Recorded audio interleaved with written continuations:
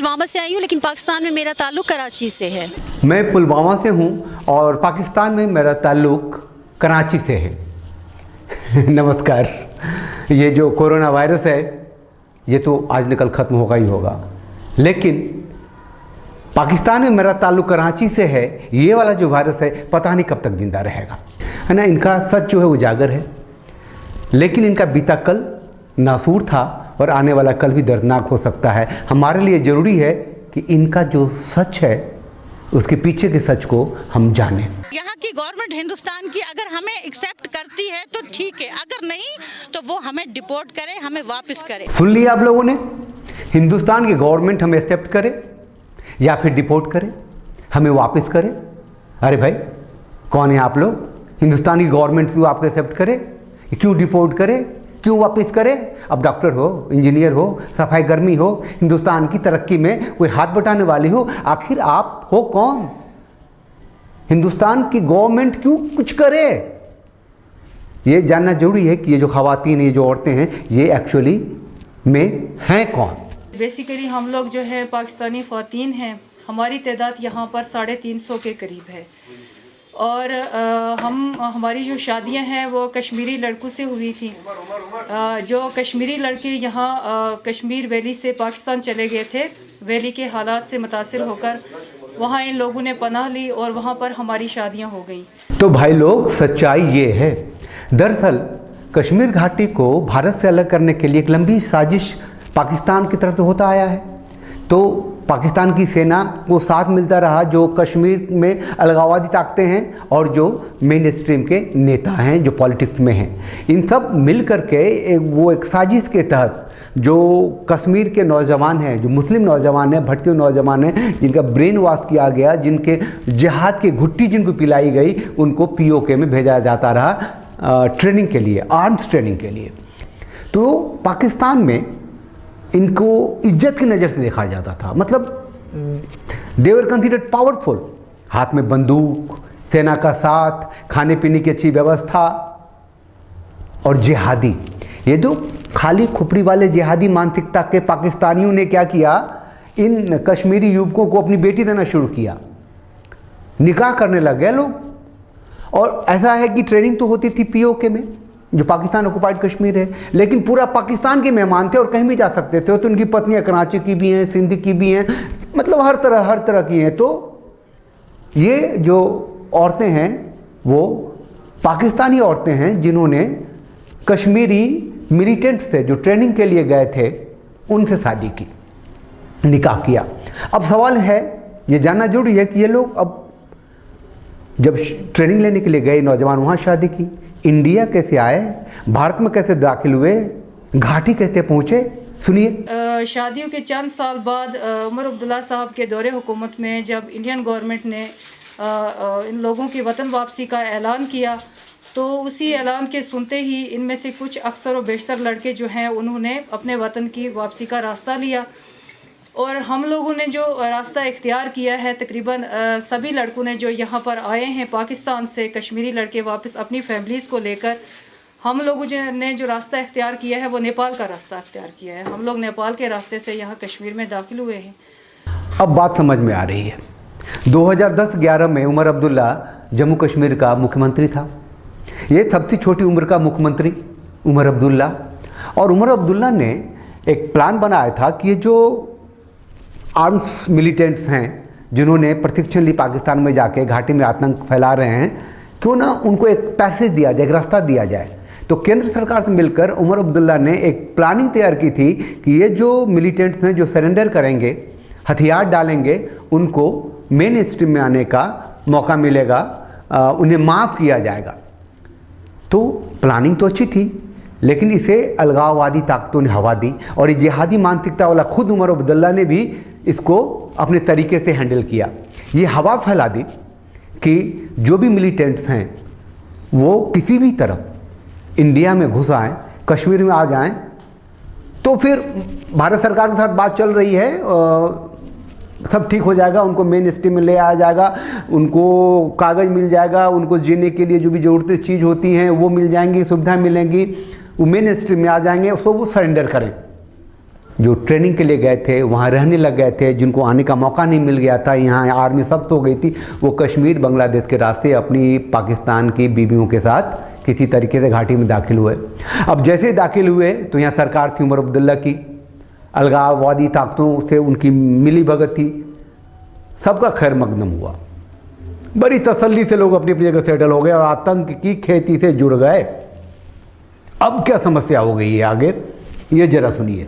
तो हमारे साथ हुकूमत ने वादे किए थे कि आप लोग जब अपनी फैमिलीज़ को लेकर यहाँ पर आओगे तो आप लोगों को आपकी फैमिलीज़ के लिए जो ट्रैवल डॉक्यूमेंट्स है, सिटीज़नशिप है, आइडेंटिटी कार्ड्स वगैरह हैं, वो प्रोवाइड किए जाएंगे। लेकिन बहुत अफसोस की बात है कि आज हमें यहाँ पर आए हुए हैं 10 साल, 15 साल, 16 साल और 17 साल का अरसा बीत चुका है, लेकिन हमारे साथ ये वादे पूरे नहीं किए गए, क्योंकि यहाँ पर गवर्नमेंट ने हमें किसी किस्म की कोई भी सहूलियत प्रोवाइड नहीं की। ना ही तो हमें कोई ट्रैवल डॉक्यूमेंट्स प्रोवाइड किए हैं और ना ही हमें इन्होंने जो है सिटीज़नशिप यहाँ की दी है। सुन लिया ना, इन्हें अलगाववादी ताकतों ने ये भरोसा दिया था कि जब आप कश्मीर में वापस आओगे तो आपको सारी सुविधाएं दी जाएंगी, आपको कागज़ मिलेगा, डॉक्यूमेंट मिलेगा, जीने के सारे रास्ते मिलेंगे, लेकिन ऐसा कुछ हुआ नहीं। अब इन खूंखार, अंदर से खूंखार और देखने में मासूम मोहतरमाओं को ये पता नहीं है कि वो गलत रास्ते से आए। जब उन्हें भरोसा दिया गया था कि उनकी ज़िंदगी में वो सारे रास्ते खुल जाएंगे, जब वो हिंदुस्तान आएंगी और जब उनके खाविंद जो हैं, जो टेररिस्ट हैं, उन्हें माफ़ कर दिया जाएगा, तो सही रास्ते से आती ना। इन नेपाल और बंगाल के रास्ते थे, चोर रास्ते से भारत में आए। अब भारत में आकर क्या किया, फिर उसी आतंक से जुड़े, फिर वही बंदूकें उठाई और अब वही कह रही हैं कि उन्हें न वो डॉक्यूमेंट दिया गया, न वो सुविधा दी गई जो उनसे वादा किया था। अरे वादा किसने किया था? भारत सरकार ने वादा किया था, कश्मीर की सरकार ने वादा किया था। एक प्रोसेस चल रहा था, जो इम्प्लीमेंट भी हुआ है उसके बारे में हम बताएंगे आपको। लेकिन ये जो लोग जो चोर रास्ते से घुस के भारत आए और आतंक के खेल में जुड़ गए और अपनी जिहादी मानसिकता को दूसरे तरीके से पूरा करने में लग गए, ये उनकी बीवियां हैं। उनकी मांगे क्या हैं, जरा आगे सुनते हैं। तो आप लोग हमें पासपोर्ट दो, इंडियन गवर्नमेंट से हम ये रिक्वेस्ट करते हैं। अगर पासपोर्ट नहीं देते हो आप हमें ट्रैवल डॉक्यूमेंट्स दो। अगर ट्रैवल डॉक्यूमेंट्स भी नहीं दे रहे हो आप हमें डिपोर्ट कीजिए, पाकिस्तान भेजिए और जो खवातीन आना चाहती हैं, जो रहना चाहती हैं, उनको स्पाउस वीजा जारी कर दें। मतलब कि एक नए तरह का आतंक करने की इजाजत दे दें। पाकिस्तान की हुकूमत से स्पेशली हम कहेंगे पाकिस्तान की हुकूमत से कि हम आपकी बेटियां हैं, आपने हमें यतीमों की तरह क्यों छोड़ दिया। हम इमरान खान साहब से ये सवाल करते हैं। ये इमरान खान इन खवातीनों को अपनी बेटी मानेंगे? इमरान खान की दूसरी वाली कह रही हैं उन्हें तो चौथी की तलाश है। इनफ इज इनफ, कितना टाइम हो गया है। धमकी थी ये। पहला मसला हमारा यही है कि हम पे जो केसेस हैं वो केसेस ख़त्म किए जाएं। CIK की तरफ से जो हम पे केसेस डाले गए हैं उनको ख़त्म किया जाए। उन केसेस की वजह से हमें हर महीने अदालतों में हाज़िरी देनी पड़ती है मुजरिमों की तरफ। और दूसरा मसला ये है कि हमारे पास पासपोर्ट नहीं है, हमारे पास स्टेट सब्जेक्ट नहीं है, जिसकी वजह से हमारे मसाइल और ज़्यादा पेचीदा हो गए और हम पार नहीं जा सकते। पार से मुराद हमारी ये कि हम सारी जो खवातीन हैं हम पाकिस्तान से हैं। भारत सरकार कान खोलकर सुन लो, इन खवातीनों के ऊपर जो मुकदमा है उसे हटाओ, इन्हें नागरिकता दो, इन्हें सम्मान दो। इन्होंने एहसान किया है, कश्मीर के उग्रवादियों से इन लोगों ने निकाह किया, शादी की और चोर रास्ते से भागकर घुसपैठ करके दाखिल हुई और जिहाद करने में मदद करी। आपको लग रहा होगा ये जो 350 जो आंकड़े बताते हैं खवातीनें हैं जो पाकिस्तानी हैं और आपके कश्मीरी युवाओं से शादी करी जो टेररिस्ट हैं, मिलिटेंट्स थे, वो लोग कहाँ हैं? ये खवातीनें इनकलाब करती हुई सड़कों पर निकल आती हैं, वो टेररिस्ट कहाँ हैं? वो मिलिटेंट्स कहाँ हैं? वो कश्मीरी युवक कहाँ हैं जिनसे इन लोगों ने शादियाँ की? तो भाईजान, इनमें से अधिकांश जो हैं वो या तो विधवा हैं या तलाकशुदा हैं। ये वीडियो लंबा हो जाएगा लेकिन एक झलक तो आपको दिखाई दे। मुजफ्फराबाद में रहने वाली सुमैरा की शादी अब्दुल समद राथर से 2002 में हुई। शादी के बाद वे करीब 10 साल तक पाकिस्तान में रहे, लेकिन चरमपंथियों के पुनर्वास के लिए बनी योजना के ऐलान के बाद साल 2012 में शोपियां लौट आए। 5 बच्चों की मां सुमेरा अब विधवा हैं और वापस अपने मुल्क पाकिस्तान लौटना चाहती हैं। ये विधवा हैं, इनके 5 बच्चे हैं। पति जब तक जिंदा था 2 ही काम करता था, आतंक फैलाता था या बच्चे पैदा करता था। 3 बच्चों की मां ज़ेबा की कहानी भी इसी से मिलती जुलती है। तो आहिस्ता आहिस्ता हमारे जो मतलब हालात में कशीदगी आना शुरू हो गई, तो इस हद तक हालात बिगड़ गए कि मारपीट तक नौबत आ गई। मैनी टाइम वर्बल डिवोर्स मुझे दिया। मैंने इनके साथ यही बोला कि मुझे पहले तो आप इसके साथ अलग करवा दें, सेपरेशन करवा दें, दूसरा भी मुझे वापसी के लिए कुछ कर दें। ये तलाकशुदा थी, लेकिन तलाक होते होते 3 बच्चे हो गए थे। अरे हाँ, कश्मीर में कश्मीरी शरिया अदालत भी हैं। तलाक लेने ये ख़वातीन वहीं जाती हैं। ये देश का कानून जाए भाड़ में। ज़ेबा ने तलाक के लिए कश्मीरी शरिया अदालत का दरवाज़ा खटखटाया है और पाकिस्तान लौटने के लिए मदद की गुहार लगाई है। तो हमने उसमें बाज़ाब्ता एक कार्रवाई कर दी और कुछ को हमने फारिग भी कर दिया है। हमारा ये मकसद है कि स्टेट गवर्नमेंट सामने आ जाए। सुन लिया मौलाना को, कह रहे हैं कि तलाक दिलवाकर फारिग कर दिया। ये कोई हलाला का मामला तो था नहीं कि ज़रा इंटरेस्ट भी लेते।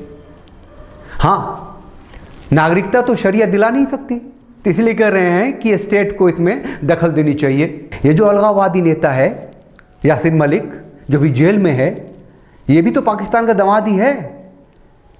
इसकी घरवाली भी तो पाकिस्तानी ही है। ये जो 370 जो ख़त्म हुआ और ये तो जेल में है, वो पाकिस्तान में क्या कर रही है जरा देख लो।